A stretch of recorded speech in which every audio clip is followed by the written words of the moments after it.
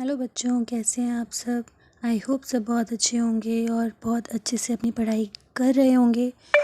तो बच्चों, अगर आपको आपके एनसीईआरटी सॉल्यूशन से रिलेटेड सोशल साइंस में जितने भी आपके क्वेश्चंस हैं उससे रिलेटेड कोई भी प्रॉब्लम है तो आपको बिल्कुल भी परेशान नहीं होना है। मैं आपकी हेल्प करूँगी, आपको सारे सॉल्यूशन देने वाली हूँ। आपको चैनल को सब्सक्राइब कर लेना है और कुछ वीडियो लाइक ज़रूर कर देना ताकि मुझे मोटिवेशन मिलता रहे। अपने जितने भी डाउट्स हों क्वेश्चंस का वो कमेंट बॉक्स में मेंशन कर दीजिएगा।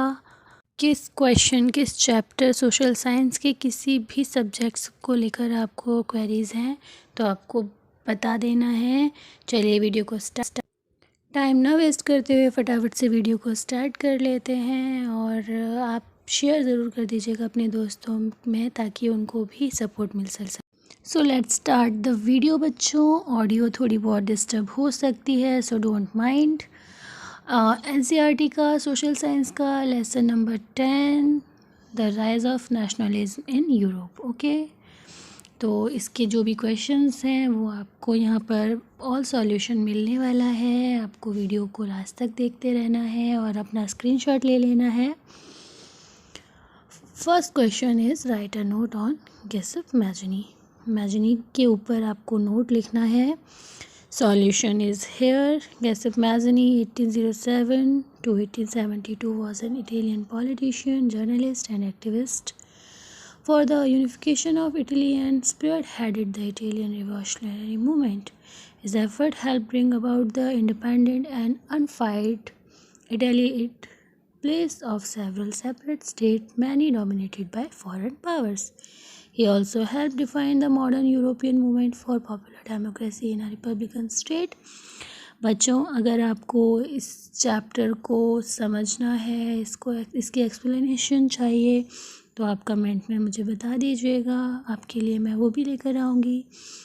किस तरह के आपको सपोर्ट चाहिए आप मुझे सजेस्ट कर सकते हैं। आप मुझसे कमेंट में अपनी सारी क्वेरीज़ लिख सकते हैं, उसी के अकॉर्डिंग मैं आपके लिए वीडियोस लाती रहूँगी।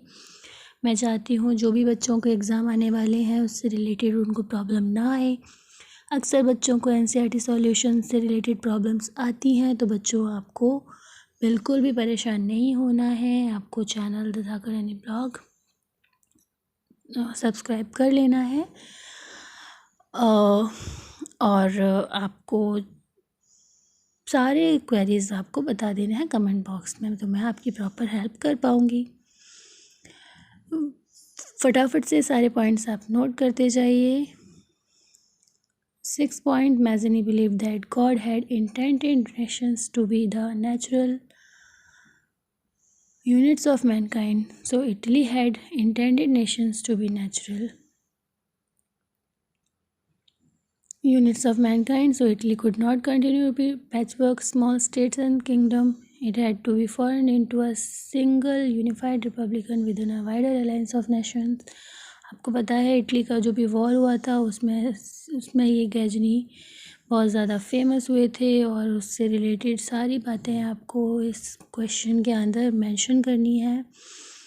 जितनी भी आपने इस चैप्टर में पढ़ी है मैज़नी से रिलेटेड, उन्होंने क्या किया, किस तरह से उन्होंने वो सबके सामने आए, किस तरह से उन्होंने फ़ाइट्स की, वो सारी आपको इसमें मेंशन कर देने हैं number wise. 7 point, young Italy attempt many instruction but unsuccessful. Mazzini failed in his objects because Mazzini failed हो गए थे, वो यहाँ पर बताया है। क्यों हुए थे ये भी बताया है। He himself lacked some of the qualities of practical leadership. He underestimated the strength of oppositions. Underestimate किया था ना उन्होंने अपनी strength को, but in spite of these drawbacks, he is one of the chief makers of Italy. लेकिन उसके बाद भी वो एक उभरे हुए चीफ बनकर बात सबके सामने आए थे। He was responsible for the growth of patriotism for a country that existed only in the imagination. First question हो गया है बच्चों ए वाला। अब ये बी है, फर्स्ट क्वेश्चन का B part. Write a note on count Camillo di Cavour. Di Cavour के बारे में नोट लिखना है यहाँ पर आपको। Cavour was a realist who practised in realistic politics. Cavour जो थे वो प्रैक्टिस्ड थे पॉलिटिक्स में। He allied with France when necessary. वो ये फ्रांस से रिलेटेड है। Francis keys animals Prussia was necessary. Cavour use international power of achieve his domestic goals. He devoted himself to the liberation of northern Italy from Australian domination. A brilliant and steadfast diplomat, he played a leading role in unification of Italy. उनके बारे में पहले बताया हुआ है. He was distrustful of reactionary politics enforced throughout Europe, particularly their manifestation in the repressive rule of Austria over a large area of Italy. He became Prime Minister of Piedmont in 1852. He reorganized its army and it achieved rapid growth in material prosperity. Through a tactful diplomatic alliance with France, Sardinia Piedmont success in defeating the Australian force in 1859. 6 point में उनका पूरा Garibaldi से जो भी उनका हुआ था fight वगैरह उसके बारे में पूरा आपको इसमें बताया हुआ है, बताना है आपको एग्जैक्टली याद नहीं होता है तो आपको उससे रिलेटेड सारी बातें उसमें अपने अकॉर्डिंग डाल देनी है। जितनी डेट्स आपको रिलेटेड याद हैं वो आपको उसमें मेंशन करनी है। तो बच्चों इस तरह से आपको काफ़ी हेल्प होगी। उसके बाद बच्चों आपको जितनी भी अगर सीबीएसई से रिलेटेड जो भी डाउट हैं हिंदी इंग्लिश वो भी आप मुझे मेंशन कर सकते हैं। किससे रिलेटेड आपको ज़्यादा डाउट्स हैं वो सारी चीज़ें आपको मुझे कमेंट में बता देनी है ताकि मैं आपकी प्रॉपर हेल्प कर सकूं बच्चों।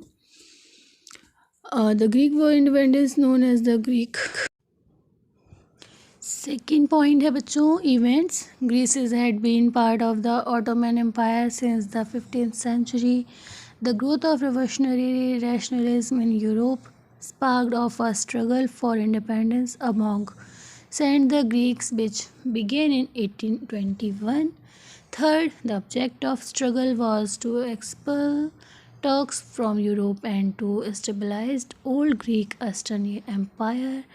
Fourth, the nationalists in Greece were supported by other Greeks living in exile in many West European countries. Fifth, poets and artists lauded Greece as the cradle of European civilization.